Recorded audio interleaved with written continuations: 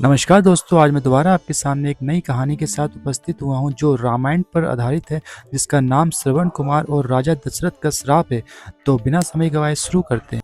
श्रवण कुमार भारतीय संस्कृति में आदर्श पुत्र का प्रतीक माने जाते हैं। बचपन से ही वे अपने अंधे माता पिता की हर जरूरतें पूरा करते हैं। उनके लिए माता पिता की सेवा कोई मजबूरी नहीं बल्कि पुण्य का अवसर था। वह स्वयं की इच्छाओं से पहले उनकी सुविधाओं को महत्व देता था। श्रवण का स्वभाव सरल, विनम्र और कर्तव्यनिष्ठा था, इसलिए परिवार और समाज दोनों उनका सम्मान करते थे। श्रवण के माता पिता उम्रदराज और दृष्टिहीन थे, इसलिए उनकी पूरी जिंदगी श्रवण पर थी। वह उन्हें भोजन कराता, पानी पिलाता और चलने में सहारा देता था। उसने कभी उनकी सेवा को बोझ नहीं माना बल्कि सौभाग्य समझा। श्रवण हर समय धैर्य और करुणा के साथ पेश आता था। वह उनकी छोटी से छोटी आवश्यकता पर भी सजग रहता था। उसकी सेवा में प्रेम और सम्मान का अद्भुत संतुलन दिखाई देता था। एक दिन माता पिता ने इच्छा जताई कि वे जीवन के अंतिम समय में तीर्थ यात्रा करना चाहते हैं। उस समय यात्रा के लिए कोई साधन उपलब्ध नहीं थे, फिर भी श्रवण ने तुरंत तैयार होकर उनकी बात स्वीकार कर ली। उसने कावड़ जैसी डोली बनाई और दोनों को कंधे पर बैठाकर यात्रा शुरू की। रास्ते में जंगल, पथरीले मार्ग और मौसम की कठिनाइयां थी, लेकिन श्रवण ने कभी रुकने या पीछे लौटने की नहीं सोची। उसके लिए यह यात्रा श्रद्धा और समर्पण की परीक्षा थी। यात्रा के दौरान श्रवण पहले माता पिता को भोजन कराता और फिर स्वयं खाता था। वे धूप और बारिश में भी उनकी आराम के लिए छाया और सुरक्षित स्थान खोजता था। थकान होने पर भी वे मुस्कुराकर सेवा करता रहता था। रात में जागकर वे उनकी देखभाल और सुरक्षा का ध्यान रखता था। उसकी आंखों में केवल एक ही इच्छा थी, माता पिता को सुख मिले। उसकी सेवा निस्वार्थ प्रेम और त्याग की सर्वोच्च मिसाल बनी। श्रवण की सबसे बड़ी विशेषता ये थी कि उसने कभी शिकायत नहीं की, ना उसने कभी कठिनाइयों का जिक्र किया और ना संसार के सुखों की चाह रखी। उसके लिए माता पिता की प्रसन्नता ही सबसे बड़ी प्राप्ति थी। भारतीय परंपरा में उसे आदर्श पुत्र के रूप में सम्मान मिला। उसका जीवन सिखाता है कि सच्ची भक्ति कर्मकांड में नहीं बल्कि कर्तव्य निभाने में है। माता पिता की सेवा केवल जिम्मेदारी नहीं बल्कि सबसे पवित्र धर्म है। श्रवण कुमार अपने अंधे और वृद्ध माता पिता को तीर्थ यात्रा पर लेकर जा रहे थे। लंबी यात्रा के कारण माता पिता बेहद थक गए थे। उन्हें तीव्र प्यास लगने लगी। आसपास पानी का कोई स्रोत दिखाई नहीं दे रहा था, जिससे उनकी हालत कमजोर होती जा रही थी। माता पिता ने धीमी आवाज में श्रवण से पानी लाने की प्रार्थना की। श्रवण ने तुरंत उन्हें दिलासा दिया कि वे जल्द पानी लेकर लौटकर आएंगे। उसके लिए ये केवल जरूरत नहीं बल्कि सेवा का पवित्र कर्तव्य था। श्रवण ने माता पिता को सुरक्षित स्थान पर बैठाया और पानी की तलाश में जंगल की ओर बढ़ा। वे सावधानी से रास्ता तय करता हुआ आगे बढ़ रहा था ताकि कोई खतरा ना हो। कुछ दूरी पर उसे बहते पानी की हल्की आवाज सुनाई दी, जिससे उसके मन में आशा जाग उठी। वह तेजी से उसी दिशा की ओर बढ़ा ताकि माता पिता को अधिक इंतजार न करना पड़े। रास्ता पथरीला और उबड़ खाबड़ था, फिर भी वह नहीं रुका। उसके मन में सिर्फ माता पिता की राहत का विचार था। जलाशय के पास पहुंचकर श्रवण ने पत्तों से बने पात्र में पानी भरना शुरू किया। वे ध्यान रख रहा था कि पानी स्वच्छ और ठंडा हो ताकि माता पिता को राहत मिले। इसी दौरान झाड़ियों से हल्की आहट सुनाई दी, पर उसने उसे नजरअंदाज कर दिया। उसका मन सेवा के संकल्प में इतना स्थिर था कि उसे डर का एहसास भी नहीं हुआ। जैसे ही वे मुड़ा, उसी क्षण एक अनहोनी घट गई।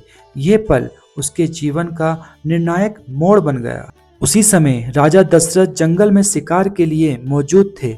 उन्होंने पानी भरने की आवाज को किसी पशु की समझकर बिना देखे तीर चला दिया। तीर सीधा श्रवण के शरीर में जाकर लगा और वे गंभीर रूप से घायल हो गए। दर्द में भी उसने माता पिता की चिंता व्यक्त की और पानी पहुंचाने की विनती की।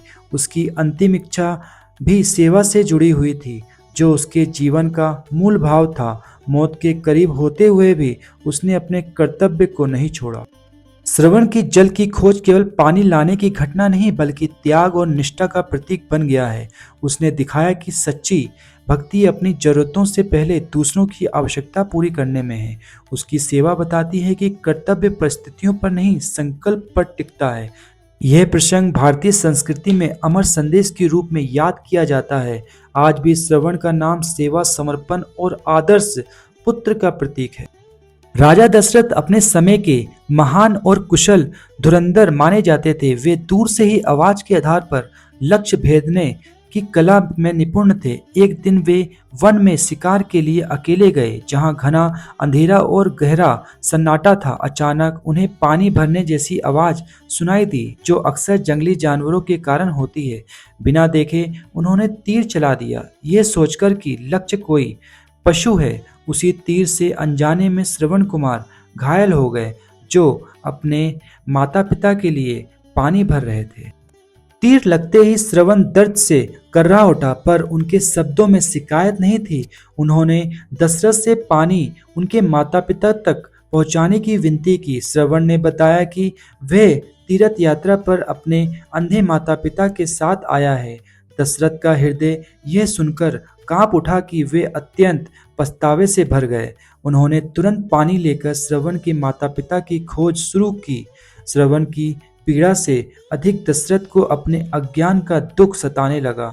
ये घटना उनके जीवन का सबसे भयानक क्षण बन गई। जब दशरथ श्रवण के माता पिता तक पहुंचे, उन्होंने सत्य सुनकर गहरा आघात महसूस किया।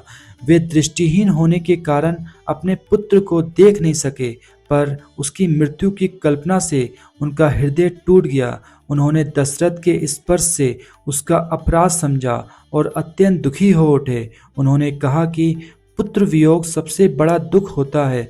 विलाप करते हुए उन्होंने श्राप दिया कि दशरथ भी भविष्य में पुत्र वियोग का कष्ट सहेंगे। ये श्राप राम के वनवास और दशरथ की मृत्यु का कारण बना। दशरथ अपने राजमहल लौटे तो उनके भीतर अपराध बोध आग की तरह जलता रहा।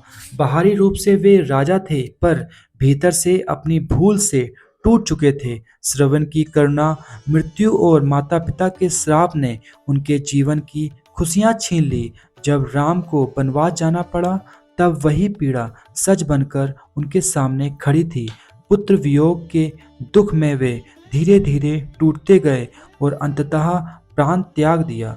इस घटना ने साबित किया है कि अनजाने में किया गया कर्म भी जीवन बदल सकता है। दशरथ का तीर आज भी सावधानी, कर्तव्य और कर्मफल का गंभीर संदेश देता है। तीर लगते ही श्रवण जमीन पर गिर पड़े, लेकिन उनके चेहरे पर रोष नहीं था। दर्द से कर्राते हुए भी उन्होंने अपनी आवाज संयमित रखी। उन्होंने राजा दशरथ से कहा कि वे कोई जानवर नहीं है, बल्कि अपने माता पिता के लिए पानी भर रहा था। श्रवण ने यह भी बताया कि उसके माता पिता बूढ़े और दृष्टिहीन हैं। उन्होंने दशरथ से विनती की कि कृपा उनके माता पिता तक पानी पहुंचा दे। मरते हुए भी उनकी चिंता खुद के लिए नहीं बल्कि माता पिता के लिए थी। श्रवण ने धीरे धीरे अपनी आखिरी सांसों में कहा कि वह माता पिता को अकेले छोड़ नहीं सकता। उनकी आवाज में दर्द से अधिक प्रेम का भार था। उन्होंने दशरथ से बताया कि माता पिता उसकी प्रतीक्षा कर रहे होंगे और उन्हें उसके लौटने की आशा होगी। श्रवण ने कहा कि यदि उन्हें ये खबर अचानक मिलेगी तो वे टूट जाएंगे। उसने अनुरोध किया कि सच्चाई धीरे और करुणा के साथ बताई जाए। उसके शब्दों में आज्ञाकारिता और कर्तव्य का अंतिम स्वर था। अपनी अंतिम क्षणों में श्रवण ने ईश्वर से नहीं बल्कि अपने माता पिता की शांति की प्रार्थना की। उन्होंने कहा कि उनके माता पिता ही उनकी दुनिया और उनकी सबसे बड़ी पूजा है। श्रवण ने दशरथ से यह भी कहा कि माता पिता का दिल न दुखे, यही उनकी सबसे बड़ी इच्छा थी। कुछ ही क्षण बाद उनकी आवाज़ धीमी होती चली गई। उनकी आंखों में कोई भय नहीं था, केवल समर्पण और शांति थी। श्रवण का जीवन और अंतिम शब्द त्याग का अमर उदाहरण बन गया। जब राजा दशरथ पानी लेकर श्रवण के माता पिता के पास पहुंचे, तो वे उनकी आहट से परिचित हुए। उन्होंने पूछा कि उनका पुत्र कहाँ है और वह क्यों नहीं लौटा। दशरथ ने कांपती आवाज से सारी घटना बताई कि तीर गलती से श्रवण को लग गया है। ये सुनते ही माता पिता का हृदय टूट गया और वे विलाप करने लगे। दृष्टिहीन होने के कारण वे अपने बेटे को देख नहीं सके, पर उसकी मृत्यु का दर्द उनके भीतर गहरा उतर गया। उनका दुख इतना विशाल था कि शब्द भी छोटे पड़ गए। श्रवण के पिता ने करुणा और पीड़ा से भारी आवाज में कहा कि पुत्र वियोग संसार का सबसे बड़ा दुख है। उन्होंने दशरथ से कहा कि चाहे गलती अनजाने में ही हुई हो, पर उसका परिणाम जीवन भर की पीड़ा देता है। उन्होंने बताया कि श्रवण उनका एकमात्र सहारा था और उसकी मृत्यु ने उन्हें पूर्णतः अकेला कर दिया। माता पिता ने कहा कि जिस प्रकार आज वे दुख में डूबे हैं, उसी प्रकार एक दिन दशरथ भी अपने पुत्र से वियोग का दर्द सहेंगे। ये श्राप भावनाओं से जन्मा था, प्रतिशोध से नहीं। उनके शब्द में आक्रोश नहीं, टूटे हुए हृदय की चीख थी। श्राप सुन के दशरथ भीतर से कांप उठे और अपराध बोध में डूब गए। उन्हें महसूस हुआ कि यह दुख केवल एक घटना नहीं, बल्कि भविष्य की चेतावनी है।